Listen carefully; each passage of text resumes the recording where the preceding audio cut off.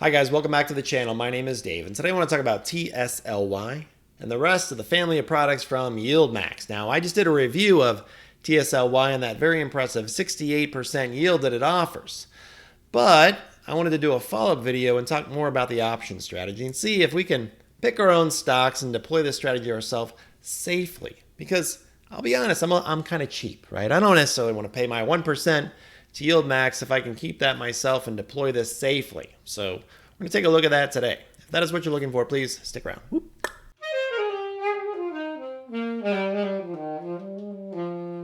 So today I want to talk about the option strategy that YieldMax uses for these different ETFs and see if we can utilize it ourselves. Now, it is a synthetic long position and they're selling calls against it. So it's not overly complicated, but it is different if you're used to simply using covered call strategies. And you got to understand, I guess, a couple little nuances and advantages or disadvantages that might come along with it. So we'll talk through that today.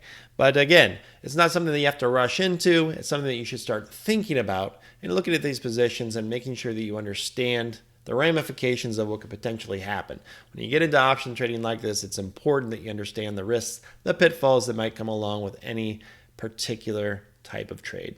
When it comes to option trades on this channel, I try and build on topics. So if you do find this information confusing, you might start with the basics like understanding puts and calls.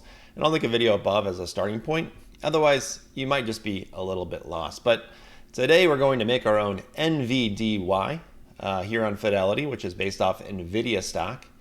And it kind of makes me feel like Julia Childs leading a cooking class here. We're going to bake this up from scratch. So the NVDY ETF, which comes to us from YieldMax, and that's a synthetic long position that they build, created with options to act as if they own 100 shares. And once they have that position established, they sell out of the money calls against it to collect premium from time decay. And we'll unpack that here as we go through this. Now, we can pay YieldMax 1% to be our active manager and just buy the NVDY fund. But what fun is that, right? Or we can make it ourselves, as you're going to see now. So let's start with the NVDA option chain here from Fidelity. Now, I picked a few different expirations to look at for the synthetic portion of this position, right? But 1 to 3 months is typically good in my opinion. It will save you a few dollars in transaction fees to do a longer expiration, but otherwise I think there is flexibility here for your own personal style. But I picked October 20th, which is 47 days out. Then I picked one out 75 days and 103 days out, just to kind of take a look at. With the option chain, you can see that this synthetic long position that we're going to build with NVIDIA of buying a call and selling a put will give us a delta of 1, just like owning the stock. So if you're unfamiliar with option delta, think of it as a probability of expiring in the money. The question that I often get when it comes to covered calls is, what delta should I sell? And a lot of these types of trades with synthetic positions or caller strategies are going to show you, when it comes to delta, how important this actually is as a factor. But it doesn't mean that there's one that is wrong, one that is right. But the cool thing about a synthetic position like this is with NVIDIA at 485, pretty much right on the dot here, we can go and we can look at the 485. And if we're going to be buying a call, we're going to see that the delta is 0.551. And if we're going to be selling a put, right, we're going to see the delta here is negative, but since we're the seller, it's positive. If we take this delta and add it to this delta, we're going to get 1. And anytime you see a delta of 1, that's just like owning the shares. So think about it, if you just went out and bought 100 shares, you're a full participant. Stock goes up by $1, you made $100. Stock goes down by $1, you lost $100. You're a full participant, you have a delta of 1, you own those shares. Same thing here. So that's the synthetic portion, okay? So that's an important thing to understand. If you wanted to get delta neutral, like option collar strategy, you just sell your shares, right? If you sell all your shares, you no longer own them. It doesn't matter if it goes up or down, right? And that's going to be more of a delta neutral strategy because you don't own any shares. It ain't going anywhere and it doesn't really matter at this point. So if we were to pick this 485 strike, we would see that we'd be paying around over $3,000 for the call that we wanted to buy. And we'd only be receiving back about $2,600 from the put that we were selling. So we would be getting a debit in our account for the difference between those two. So even though it's very close to at the money. So if we went up to the 490 strike, and I'm just saying this to illustrate, you could do this either way. I don't think either one is a wrong answer. But if you wanted to put a little bit of credit in your pocket off from the beginning and you sold further out of the money on the call side here, then you would be getting about, what, $2,780 here, and you'd be selling the put and you'd be getting $2,900. So you'd get a little bit of credit back by selling the 490. Does that make it right? No, it just means that there's built-in value, and there's actually looks like there's upward pressure right now on NVIDIA stock from the option standpoint, because you can sell out of the money, 47 days from now, and the expectation is the stock is going up. That's why you're getting a little bit more, you're paying a little bit more for the call side than you are for the put side. So something to consider. We'll look at that when we start to go and place our trade. But the important thing to take away from this setup for the synthetic long position is that that delta is going to remain as 1, whether the stock climbs significantly up past 485 to, let's say, it goes to 600, right? In that case, on the call side, you're going to have a very high delta, and on the put side, you're going to have a very low delta. And if the stock plummets, the opposite will be true. Your delta, or your probability of expiring in the money, will be very low, but your put delta is going to be very high. It's going to maintain that relationship of being right at or near 1 this whole time. You're always going to be on the hook. So if it drops, you're losing money. If it rises, you're making money. And again, to reinforce this, if you want that illustration from the last video I did on TSLY, you can watch that to kind of reinforce that information. So now let's have some fun and build our trade here on the Fidelity platform. So it's NVIDIA, trading at $485 a share. And first, we want to set up that synthetic long position. So first, we are going to buy to open 1 call contract. Simple enough, right? I'm going to buy a call, and I'm going to go with that October 20th date that we talked about. That was the first one. Out 47 days, I guess, is what you would want to focus on here. And we are going to pick a 490 strike price. So this gets us very close to an even trade. It will put a little credit in our pocket. And as I said, if you wanted to go with a 485 because it's closer to the current price, you could do that as well. It'll all get settled up at the end. You might get a little credit now. You might have to pay a little bit back later. So buy to open, and then we're going to sell to open 1 put contract. Okay, so this is the other side.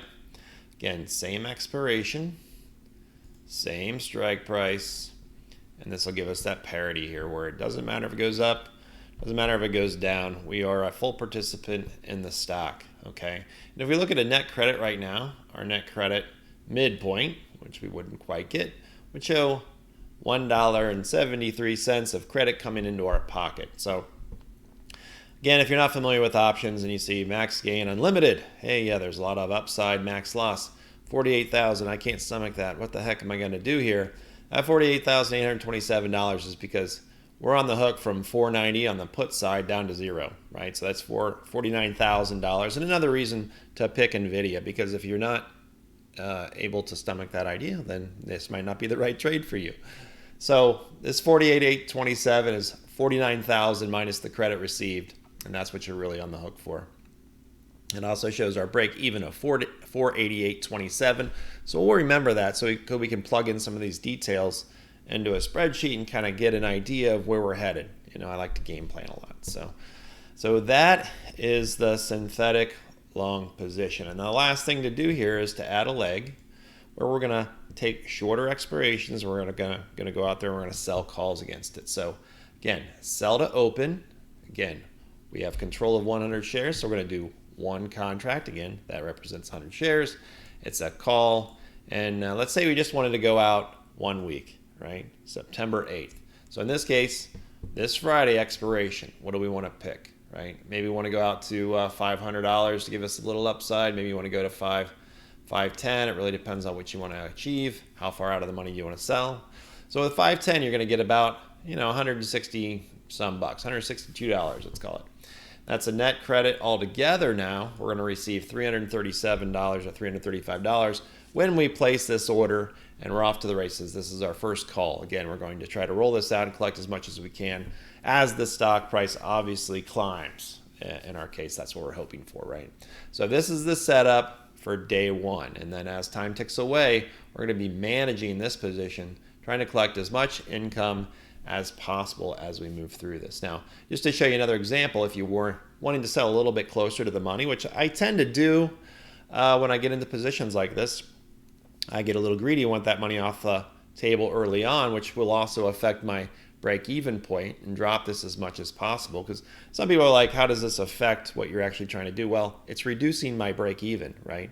How much I'm putting into this trade, how much I can lose if it does go to zero, which it's not going to go to zero, but how much can I lose if it goes to $400 a share? That certainly could happen. $300 a share, absolutely, that could still happen. Bad things can happen. You better be prepared when that happens. So if I wanted to go to a lower strike price of 500, obviously I'm going to get more money off the table right up front, but it's going to be a little bit harder, right? That's only $15 above my current price.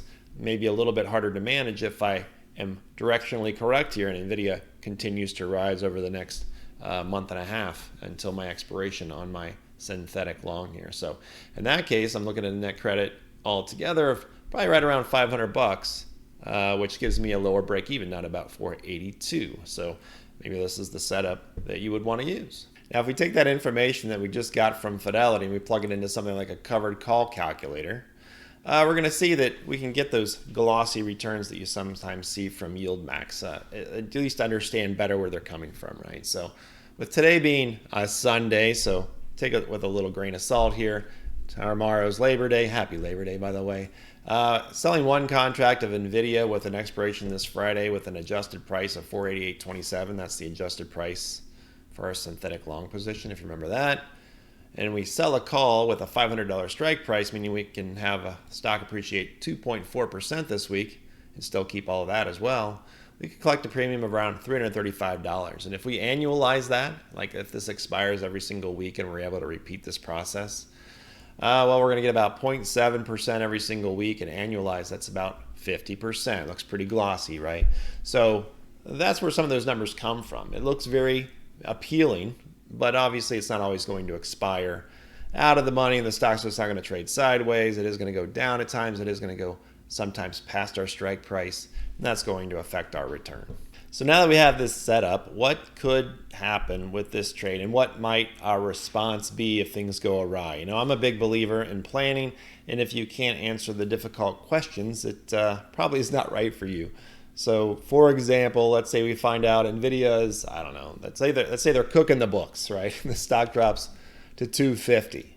In that case, we just lost about $24,000 on our NVIDIA put, right? That will need to be paid, right? Does that suck? Yes. Can you cope, right? I can, but everyone is different, right, as far as risk tolerance goes. And if you think it can happen, well, see my PayPal trade from not too long ago. It has happened a lot with several stocks over the last few years. So obviously, since we are participating in the stock, that is our biggest risk in my mind, right? If the stock trades sideways, you should do well rolling your calls, especially since NVIDIA has some nice volatility that we're taking advantage of in this situation. And if the stock continues to climb, that is great, right? It will be about managing the sold calls to maximize what you can get from the trade, right? The greed sets in. You can do pretty darn well when you pick the right direction. Now, you could also consider buying a cheap put at that point, you know, just to lock in some gains. There's lots of different ideas that you can probably utilize with this type of trade. And just to give you one more example trade, I offer Bristol Myers, the most exciting stock that you will ever encounter. Now, you don't have to do these types of trades with volatile stocks like NVIDIA or Tesla, but it does pay a nicer call premium when you're doing it with those types of stocks. And there is a trade-off too. So please consider, if you decide to do it with something like a Bristol Myers or more conservative stock, what you might be giving up. So for example, with NVIDIA, my money sits on the sidelines. I do a synthetic long position, right? And it stays there and it collects 5% of my money market account, right? Which is great. And then I get to do my NVIDIA trade. With Bristol Myers, if I go into a synthetic long position, I'm not going to get that dividend that it offers. My money's still sitting there in cash, but the dividend is probably equivalent with Bristol Myers, right? It pays about 3.5%, becomes qualified. That's tax efficient versus sitting over there in a money market account that's earning some money, and I pay a little bit of a higher tax rate. So that's kind of an even trade. So why would you do it with Bristol Myers? Well, you have to have a reason behind it. Maybe you like the valuation. In that case, that's kind of the reason. So I'm sitting here on 100 shares of Bristol Myers that I bought, and then I did a classic covered call where you can see I sold the call $65 strike price out to December 15th. And I've collected a little bit off of that. The stock's got up a little bit in value, but I've also set up a synthetic long position to sell calls against throughout the season till I get to around the holiday season here. So in that case, I picked a 62.50 call and put. So this is my synthetic long position, right? I've got 5 contracts. And you can see as of right now, I've lost a couple bucks on that portion. But part of that is because I took a credit up front. So just like the last example that I showed you, you can take a little credit up front or you can pay a little bit up front, depending on your position and the position of Bristol Myers when you do it. And then I went out and I sold my call. And I did it pretty conservatively at $63 as the strike price. And that expires in a couple of weeks. And I've collected a few bucks that kind of offset what I've got here. So we'll see how this moves along. I'll continue to roll this out every few weeks. Hopefully Bristol Myers goes to 63, 64, 65, and I can eat up some cash until this expires. We'll see. But that's just another example, and just to show you that you can be in very conservative stocks and still utilize this type of strategy. So a synthetic long position and covered calls like this isn't overly complicated. I think once you get used to the idea, it's definitely something that you can utilize. And I think actually keeping that money in cash and being able to deploy a strategy like this is a nice advantage in today's market where cash is paying something to have something left over in a money market account. So again, something that I like to use already. And with YieldMax, the popularity of it coming on, more and more people are talking about it. It's probably going to become more and more common to use as well. So any questions on this, please ask down below. I appreciate you watching. If you like this type of content, like and subscribe, and we'll see you next time. Take care. Whoop.